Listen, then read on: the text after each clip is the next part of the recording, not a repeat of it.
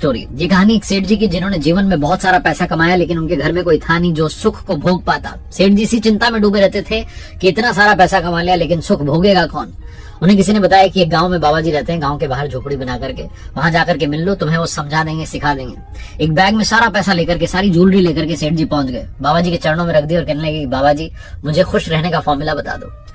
सेठ जी अपनी बात कह ही रहे थे कि बाबा जी ने आओ देखा ना ताहो बैग लेकर के गांव की तरफ दौड़े भागे। सेठ जी को पहले तो समझ में नहीं आया, फिर लगा कि बाबा जी तो सारा पैसा लूट करके भाग रहे हैं। चिल्लाने लगे, बेईमान बाबा है, चोर बाबा है, मेरा पैसा लेके भाग रहा है। और बाबा जी भागते चले जा रहे थे। उनको एक एक गली पता थी गांव की, क्योंकि उसी गांव में भिक्षा ग्रहण करते थे। सेठ जी पीछे पीछे दौड़ रहे थे। बाबा जी ने पूरे गांव में चक्कर लगा करके वापस जो है अपनी झोपड़ी की तरफ आ गए।